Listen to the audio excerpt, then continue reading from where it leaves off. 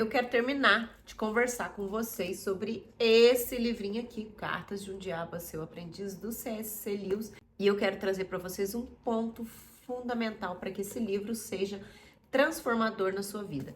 Se você acredita em Deus, acredita em céu e inferno, você vai entender que existe um caminho para que a gente não sucumba ao mal. Se você não acredita, vale a pena ler também, porque isso aqui é um guia de maus hábitos, mau caratismo e de como a gente como nós somos coniventes com o mal pequenininho. E aqui vem uma coisinha, uma pequena reflexão.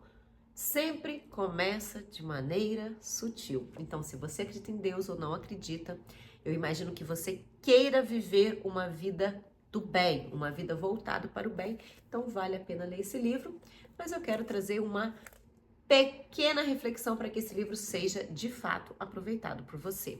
Oi, meu nome é Polly. Se você gosta de conteúdo sobre rotina e reflexões que vão tornar a sua vida mais leve, aqui é seu lugar. Então, ative as notificações, deixe o like e se inscreva no canal. E hoje nós vamos falar sobre responsabilidade. Aqui no canal tem diversos vídeos em que nós estamos conversando sobre esse livro aqui do C.S. Lewis. Se você não conhece, essa é a história de um diabo treinando o seu aprendiz para que o mal nos atinja, para que o mal nos corrompa. E aqui, independentemente de você acreditar ou não em céu e inferno, de você acreditar ou não em Deus, vale a pena a leitura. Eu tenho certeza que você acredita em boas atitudes e más atitudes. E esse aqui é um guia completo para que você não sucumba às más atitudes. Até mesmo porque tudo começa de maneira sutil. E eu vou te dar um exemplo que eu adoro, que fica bastante ilustrativo. Se você tem um relacionamento sério em que a monogamia e a fidelidade é a base, você sabe que a traição não começa de uma maneira escancarada. Então, nenhuma mulher chega na sua frente literalmente sem nada para que vocês façam alguma coisa. Pelo contrário, tudo começa com pequenos elogios, pequenas conversinhas, um coraçãozinho aqui no Instagram, uma conversinha ali no direct e de repente, aí sim, ela está daquele jeito. Isso vale para todo o mal que se aproxima da gente. O que acontece e o que eu notei? Nós temos um grupo em que nós fazemos a leitura e eu tenho algumas alunas da minha mentoria em que estão lendo, que estavam lendo esse livro também nesse grupo. E o que eu notei, e aí foi uma reflexão que eu fiz comigo também, porque esse aqui é a segunda vez que eu leio esse livro, mas na primeira vez eu fiz igualzinho a muitas das minhas alunas. Eu lia o livro procurando a atitude do outro, certo? Então eu vou te dar um exemplo. Eu vou abrir aqui falando sobre amizades, né? Então aqui ele traz a importância das amizades, a importância da gente filtrar bem quem são as pessoas que estão próximas de nós. Quando a gente está lendo esse livro sem atenção, a gente está procurando as amizades do outro. Então, por exemplo, se você é casado, você está procurando as amizades do seu marido que são negativas e que afastam ele do bem, certo? Mas o seu olhar está errado. Você precisa procurar as suas amizades, aquilo que você precisa melhorar. Até mesmo porque, e aqui olha que interessante, se você está lendo o livro procurando o defeito do outro, o mal do outro, o que já está acontecendo com você? Exatamente, você está se deixando levar por esse mal, pela soberba, pela crença de que você, alecrim dourado, e aqui eu me incluo também, porque eu já fiz a leitura assim, não sucumbo ao mal, eu sou excelente, nada do que está aqui cabe a mim, cabe sempre para o outro. Olha o quanto isso é perigoso e olha quanto o mal atinge o nosso coração, atinge a nossa cabeça sem nós mesmos percebermos.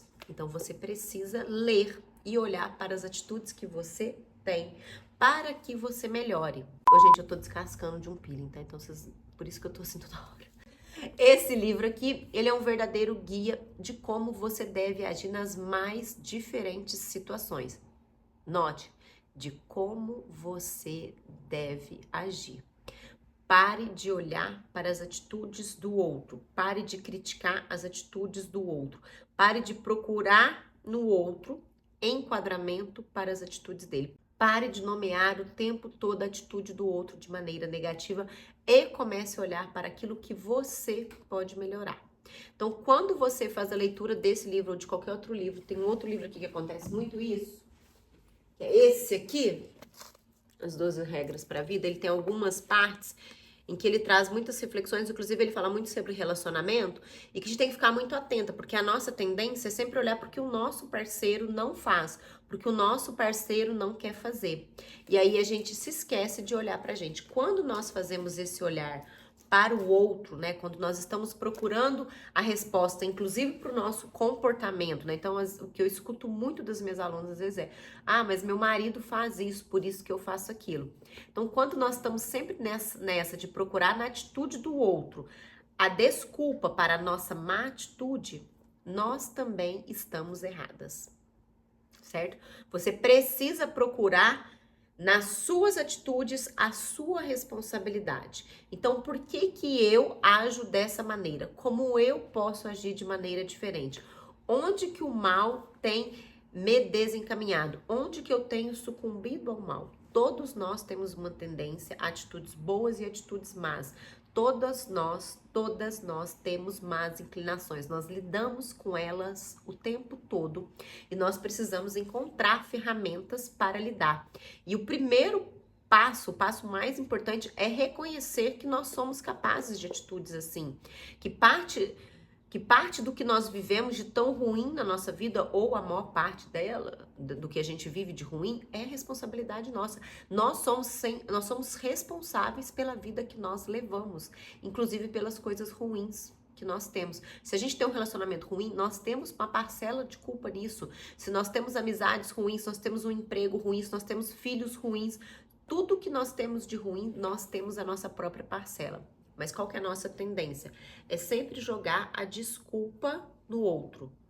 Às vezes a gente joga desculpa até mesmo nas coisas que a gente viveu no passado, com os nossos pais ou com os nossos avós, mas nós estamos o tempo todo tentando terceirizar essa responsabilidade.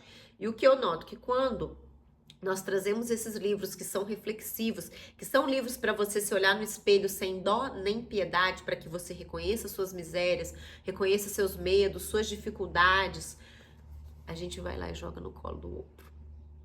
Então, quando você estiver diante de um livro que seja um espelho, não vire ele para o outro. Não vire para que reflita o outro, mas vire para você mesmo, para que reflita em você. Para que você olhando para você mesma, você melhore. A salvação, ela é individual. Nós só somos responsáveis por nos salvar.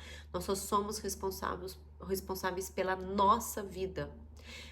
E parte da nossa responsabilidade é reconhecer aquilo que nós somos miseráveis, é reconhecer as nossas más inclinações para que a gente melhore.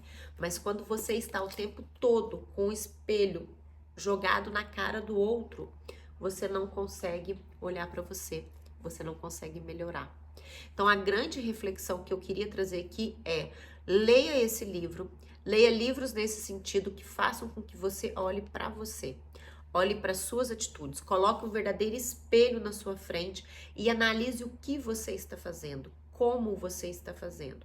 Porque aí sim você vai ter essa transformação. A transformação que a gente quer na nossa vida, ela depende da gente. Você vai transformar suas relações quando você se transforma. Você vai transformar a relação que você tem com você mesma quando você se transforma. E para começar essa transformação, você precisa olhar para as próprias misérias, você precisa olhar para as suas atitudes, para as suas más atitudes e como você pode melhorá-las. O primeiro passo é reconhecer qual a atitude ruim que eu tenho. Então, quando você lê sobre amizades ruins, olhe para as suas amizades ruins. Quando você lê sobre flerte, olhe para os flertes que você tem dado. Quando você lê sobre vaidade, leia para como a vaidade tem destruído a sua vida. Quando você lê sobre barulho, sobre como o barulho nos incomoda, não pense no barulho que o seu vizinho faz, pense no barulho que você tem tornado Pense na barulheira que você mesma tem colocado dentro da sua vida, dentro da sua casa, muitas vezes com brigas, com discussões, ou com aquelas brigas internas. Inclusive tem um vídeo sensacional aqui no canal que fala sobre isso, sobre brigas internas, a nossa cabeça cheia. Pense como você pode mudar, como você pode alterar a sua vida. E o primeiro passo para você alterar a sua vida é reconhecer aquilo que está ruim. Se você ainda não leu esse livro, leia, coloque ele de frente para você, reflita a sua própria imagem nesse livro e nas misérias que ele traz. Analise as suas atitudes. Termine o seu dia hoje, feche os olhos e analise cada uma das suas atitudes. Seja responsável pela vida que você deseja ser. Seja responsável pela vida que você deseja ter. Olhe para você e seja a mudança que você deseja. Eu espero que você tenha gostado dessa leitura, tenha gostado da reflexão. Para quem ainda não leu, fica a dica, esse livro é sensacional. E até a próxima.